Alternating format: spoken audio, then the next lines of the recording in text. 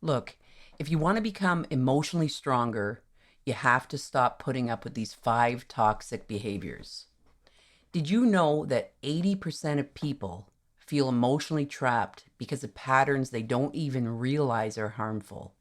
Yeah, we're walking around thinking and saying, I'm fine, while these sneaky little habits are quietly chipping away at our emotional strength.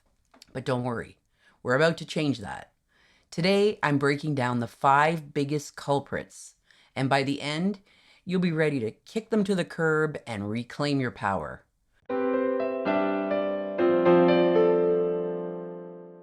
So here's the deal. You want to become emotionally strong. You have to stop putting up with these 5 behaviors that are sabotaging your strength. I'm talking about stuff that might be small, but these behaviors are the reason why you feel stuck, frustrated, and drained. If you can cut them out, you'll break free and start living like the strong, unstoppable person that you are. And today, I'm not just going to tell you what they are, I'm going to give you the exact tools you need to stop putting up with them. If you put these into action, you won't recognize the old version of yourself. You will be stronger, you will be more confident, and finally in control of your emotions, rather than letting your emotions control you. Now, before you start thinking, okay, this sounds like one of those motivational speeches that pumps me up for 5 minutes and then I go right back to Netflix, eating potato chips and hard work and stress. Well, let me hit you with a little reality check. Did you know that 80% of people feel emotionally trapped because of behaviors they don't even realize are messing them up? Yeah, 80%.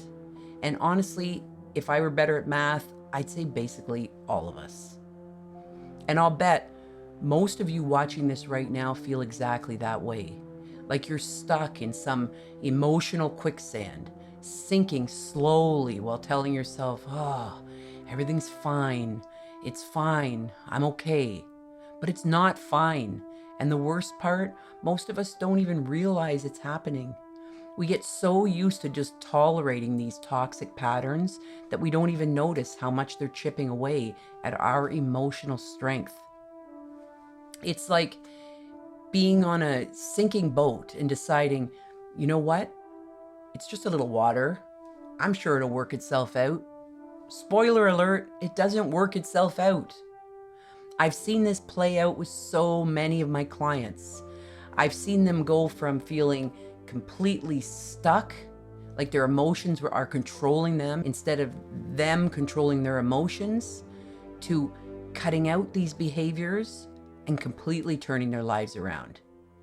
And if they can do it, so can you. All right, now that I've convinced you that this is a real problem, let's talk about the solutions. We're going to break down the 5 biggest behaviors that are quietly destroying your emotional strength, and more importantly, how to stop putting up with them. Are you ready? Let's dive in. Number 1, constant people pleasing. We're starting big. If you are constantly bending over backwards to make sure that everyone around you is happy, while your needs are stuffed down somewhere between I should do this and I'll get to it later, you're draining your emotional tank faster than an iPhone in a snowstorm. People pleasing isn't kindness. It's a slow death to your confidence. And I get this because I am a recovering people pleaser. I am a recovering yes mom. I am a recovering yes friend. I am a recovering yes wife. I am a recovering yes daughter. I am a recovering yes sister. I am a recovering yes entrepreneur. And I get how this plays out. I have spent 50 years saying yes, and too much of that time resenting people, places, and things that I thought I had to say yes to. So how do you stop it? When I realized that no is a complete sentence, and then when I started saying no, everything changed. I know, You're worried about letting people down. But here's the thing. The people who truly care about you will understand. And the ones who don't, they're not worth your emotional energy in the first place. So practice small. Say no to something easy and build from there. Protect your energy. I work hard all of the time to pause and ask myself, is this something I should say yes to? Does it align with my values, my goals, what I want, who I am, who I'm being? And if it doesn't, I say no. I said I was a recovering people pleaser, so I still do say yes some of the times when I know I should be saying no. I'm not a recovered people pleaser, but it's a work in progress. Number 2, tolerating disrespect. This is a juicy one. Whether it's at work, in your relationships, or even how you let your family talk to you, putting up with disrespect is like giving people free rent in your head. Except they're terrible tenants who trash the place and leave dirty dishes in the sink. You deserve better. But here's the kicker. You teach people how to treat you. If you're constantly letting things slide, they'll keep pushing the boundaries. So how do you stop it? Set boundaries. Set boundaries like they're going out of style. The next time someone crosses the line, call it out. It doesn't have to be a big confrontation. Just a clear, hey, that's not okay with me. Boom, done. They'll either respect your boundary or they'll reveal themselves as someone who doesn't deserve much of your time or any of your time, but certainly not any of your time in that moment. Number 3, living in the past. You know those people who are always saying, remember that time in high school when...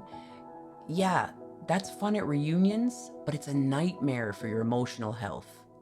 If you're living your life focused on and in the past, holding on to past hurts, holding on to past mistakes or regrets is like trying to drive a car while staring in the rearview mirror. Spoiler alert, you're gonna crash. So how do you stop it? Forgive. Not for them, but for you. Let go of the past by acknowledging it, learning from it, growing from it, and moving forward.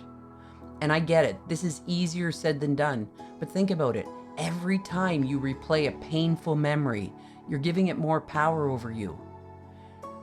Maybe start practicing mindfulness, meditation, focus on the present, and train your brain to live here and now. Now, if you're thinking, okay, I'm ready to stop living in the past, but how do I actually start fresh? I've got a perfect next step for you. Check out this video, Letting Go, The Secret to New Beginnings. In that one, we dive deep into how to break those repetitive cycles, leave the old baggage behind, and create a brand new chapter in your life. Number 4, negative self-talk. Oh, I'm so stupid. Why am I like this? I'm so fat. I'm such a failure. I'll never be good enough. Sound familiar? That's because most of us are running these tracks in our heads on repeat. And let me tell you, if a friend talked to you the way you talk to yourself, you'd have kicked them out of your life ages ago. So why are you letting yourself get away with it? And how do you stop it? Become your own hype person. Now, I'm not saying go full Kanye West, leveled up with confidence, but seriously, start noticing when that little voice in your head goes negative and stop it. Replace those thoughts with something neutral or something positive. And every time you do, you are rewiring your brain to be kinder to yourself. It's a practice. It takes time, but it works. Number 5, holding on to toxic relationships. Whether it's a friend, partner, or even a family member. Keeping toxic people in your life is like drinking poison and hoping the other person gets sick. Newsflash, they won't. You will. And it's draining your emotional strength faster than anything else on the list. Toxic relationships, they're not just about constant fighting.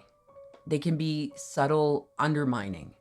The guilt trips, the manipulation. It's been difficult for me to realize that the relationships with some members of my immediate family are toxic. So from personal experience, I can speak to this. A big part of my identity was that of being a family person, hosting barbecues, arranged all the Christmas dinners for family, getting everyone together always brings me so much joy and happiness. What I have learned is that it's not about bringing everyone together. It's about bringing everyone that I love and that who love me together. It's about creating family and good memories and good times and laughter with the most important people in my life. I know how hard it is to let go of relationships that you think should be important. But when I did it, it has opened up space and time for me to focus on the wonderful relationships that I have in my life. I have more time, more energy, and more peace to really focus on what's most important to me. This has been a journey for me. It'll be a journey for you, but it's worth your time. So how do you stop toxic relationships in your life? What do? Cut them off. I know it sounds harsh, but if someone's presence in your life is making you feel smaller, weaker, or more anxious, it's time to let them go. And sometimes you can't cut ties completely, but what you can do is set firm boundaries and stick to them. You deserve peace in your life. So there you have it. The 5 behaviors that are secretly destroying your emotional strength and how to stop putting up with them. If you can tackle these head on, you're going to start feeling stronger, more in control, and ready to take on anything. Remember, it's about progress, not perfection. Start small, maybe pick one, but be consistent. Your emotional strength is like a muscle. The more you work it, the stronger it gets. Now go out there, set those boundaries, cut out the negativity, and reclaim your power. You've got this.